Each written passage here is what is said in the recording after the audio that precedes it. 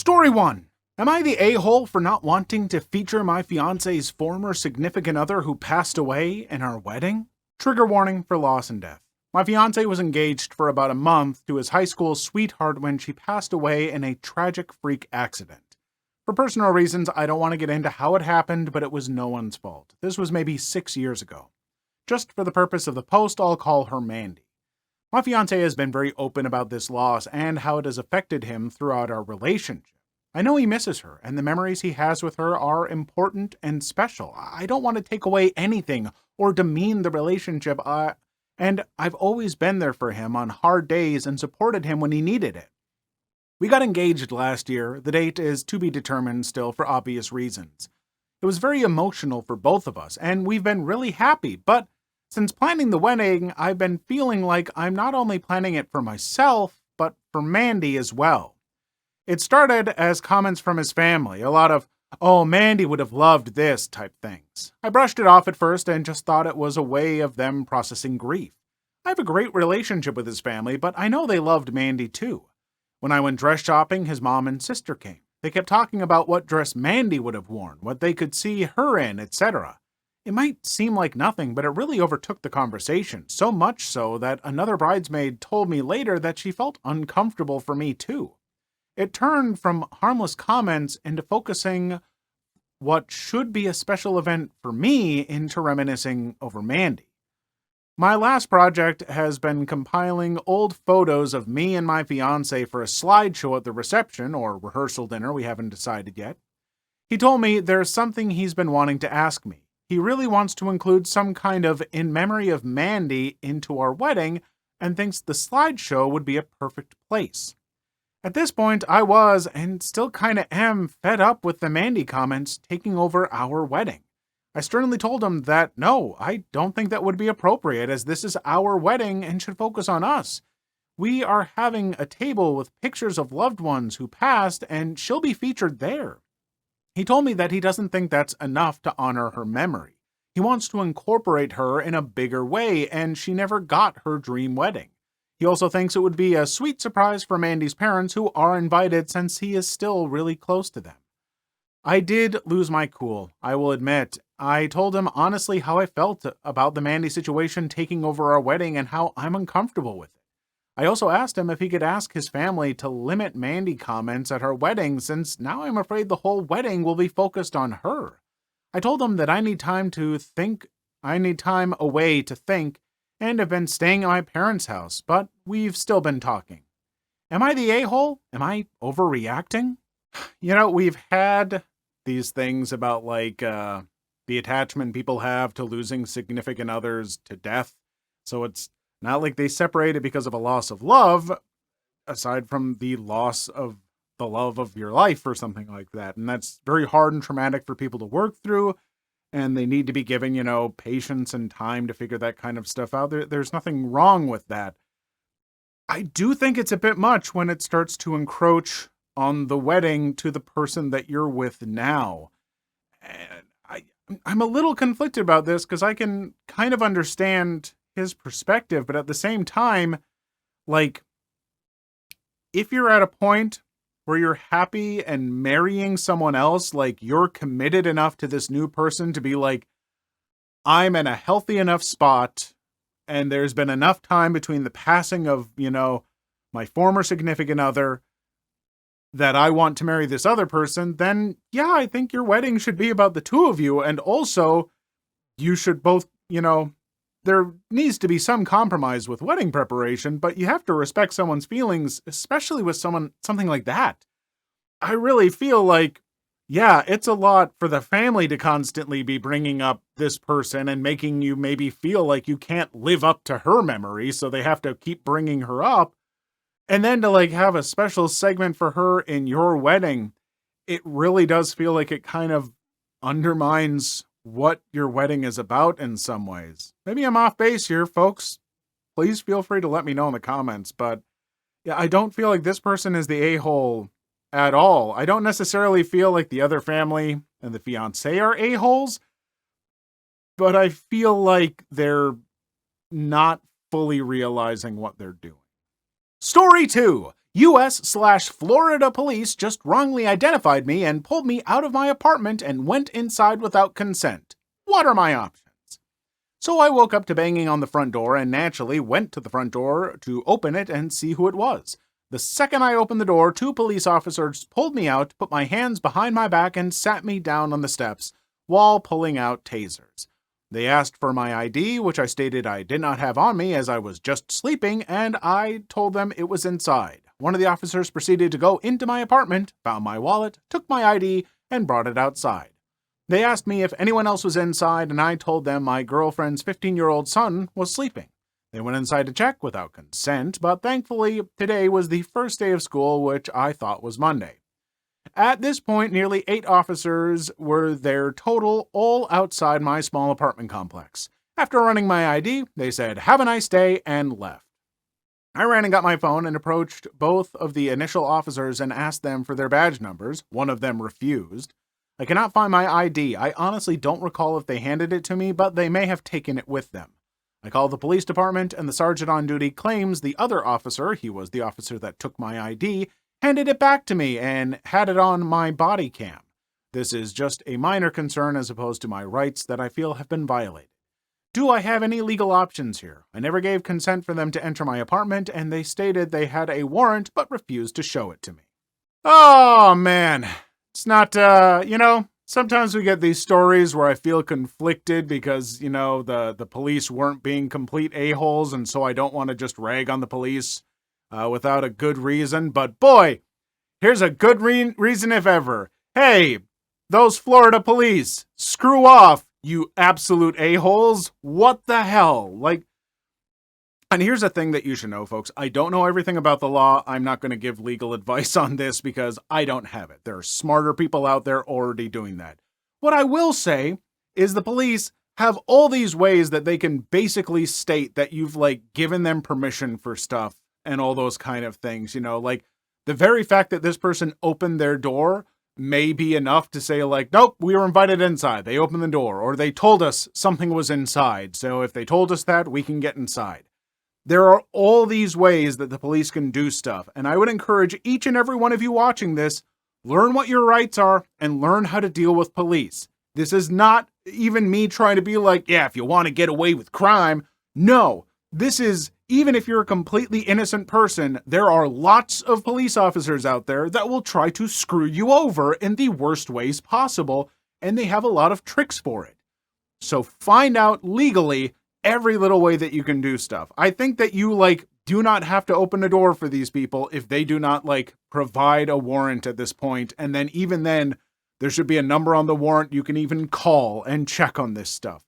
There's so much that you need to know about it, even if you are a completely innocent person, because giving them just one of their little sneaky loopholes to get away with can cause you a ton of misery. So, know your rights, and by God, use them. Story 3. How I got back at a pushy guy on a bad first date. When I was 18 years old, 10 years ago, I was doing the online dating thing. I live in the US and am about 15 minutes from the Canadian border. My date and I went to Canada together on a first date because I couldn't drink in the US but could in Canada, and we wanted to go to a bar/casino. He picked me up in his little sports car, and we rode together through the border crossing and to the casino.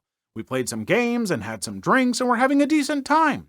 I got to a point where I was decently drunk and knew if I had any more alcohol, I would be out of commission. I told my date I was done drinking and wanted to start heading home.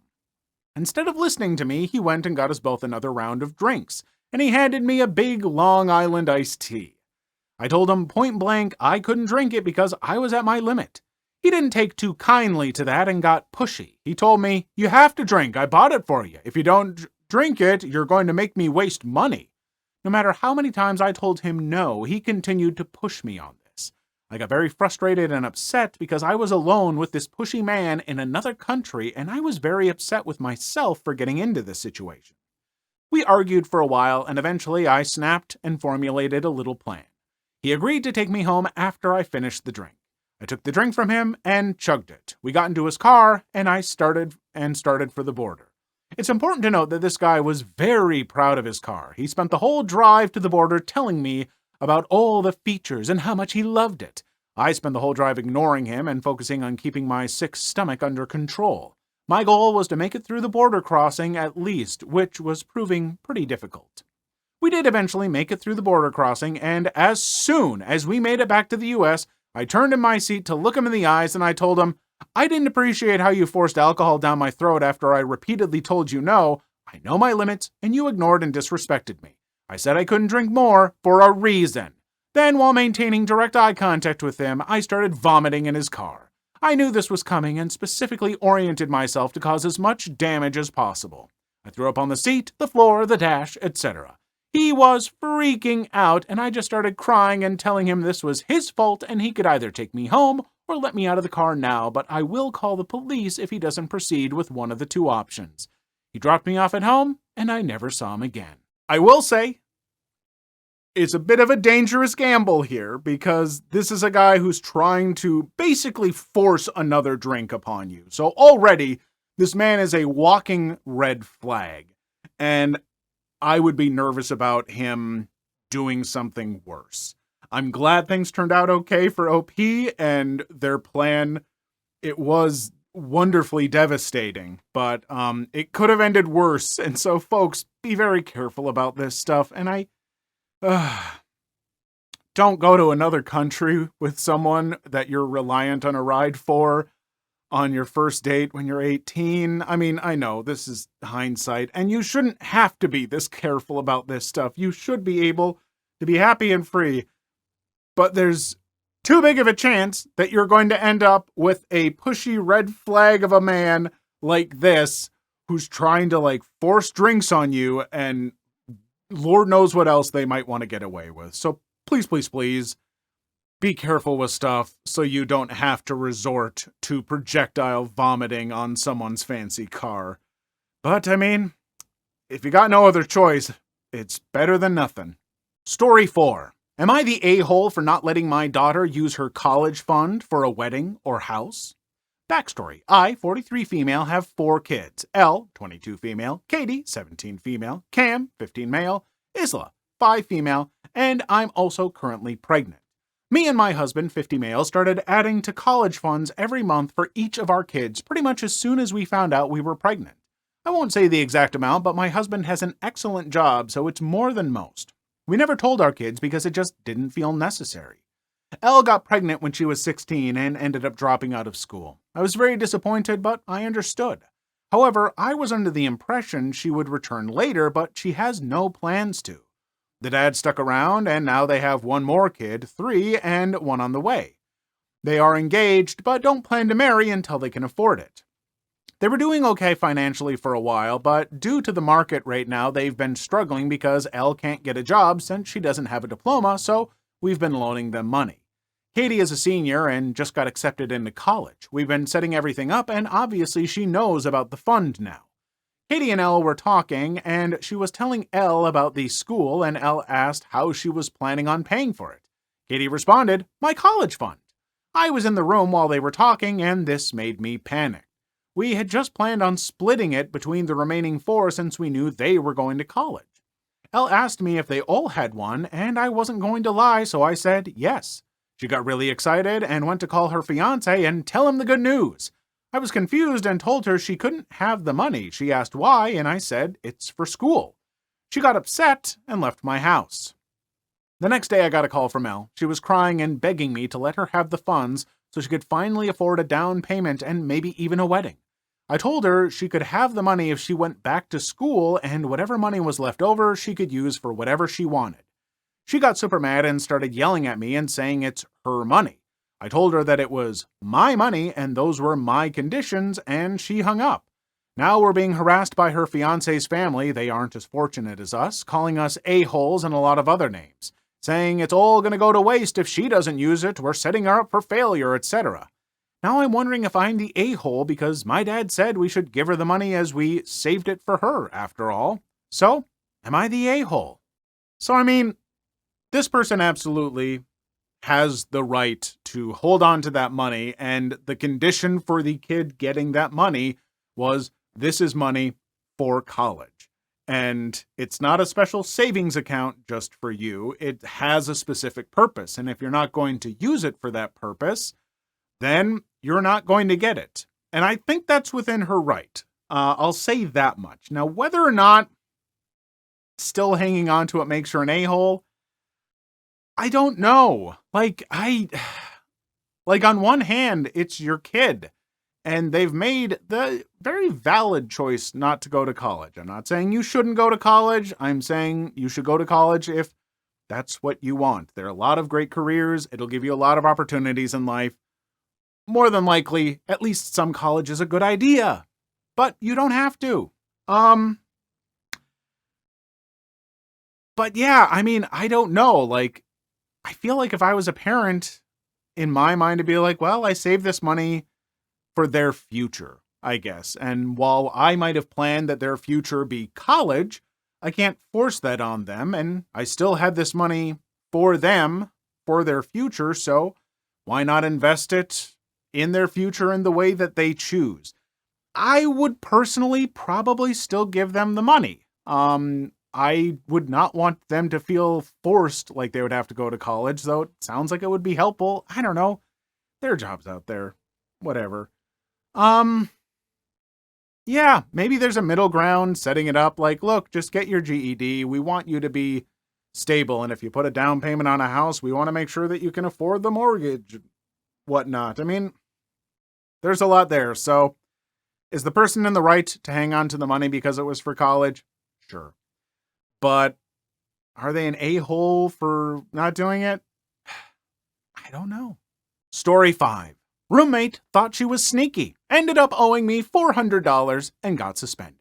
So this happened my second semester dorming at my college campus. I had met my roommate at orientation and could kind of already tell she was going to be a pain in my butt. And I was right about that. I planned on moving rooms to be closer to some friends next semester. But let me get to the story that led to my revenge.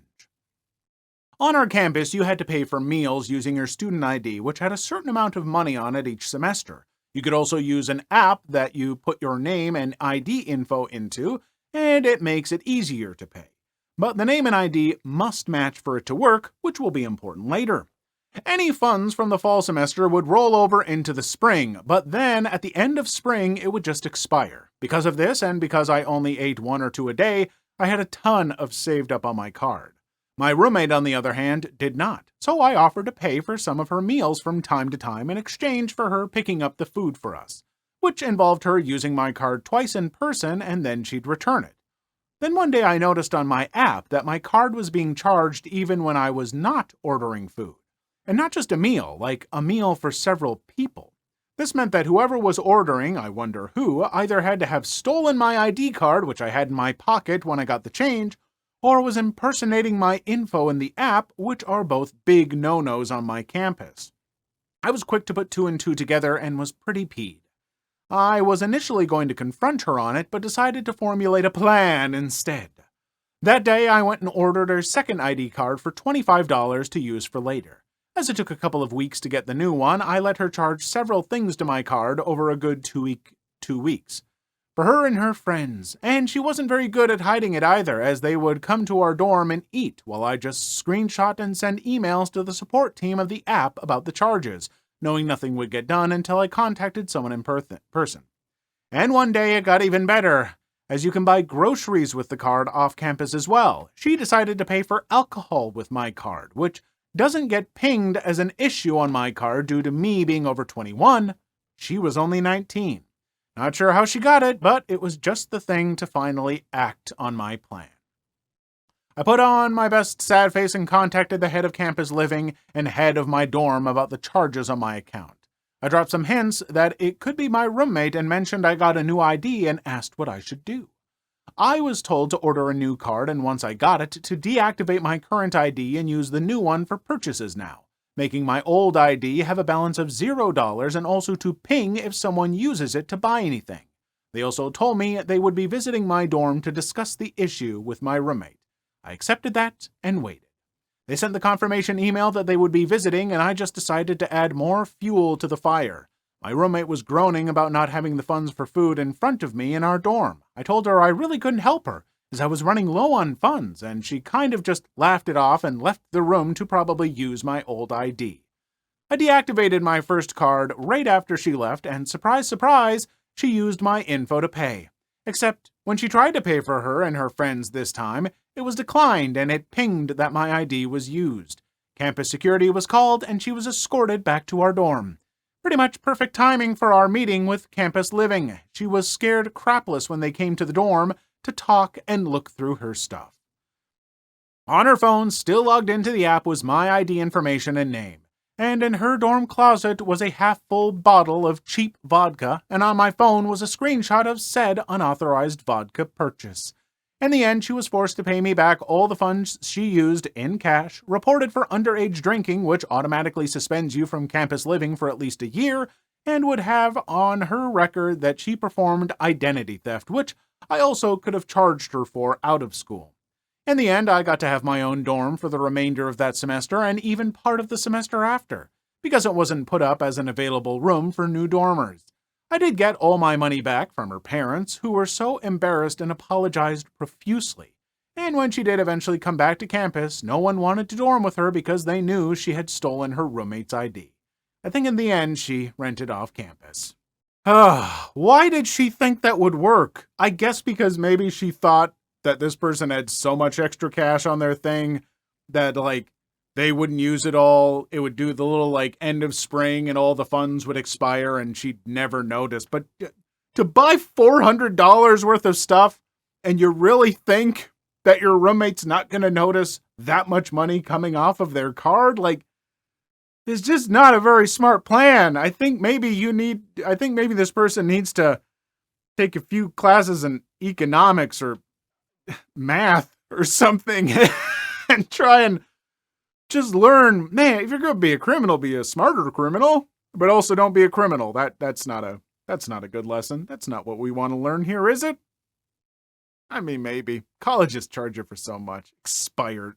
The money expires. Whoa, isn't that convenient? You know the real criminal is here? College. The American college system. That's the real criminal. That's who we put on the stand.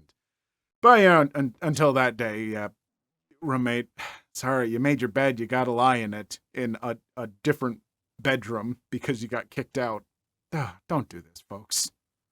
Please leave your story in the comments. I would love to make a video on them in the future. Also, don't forget to like and subscribe.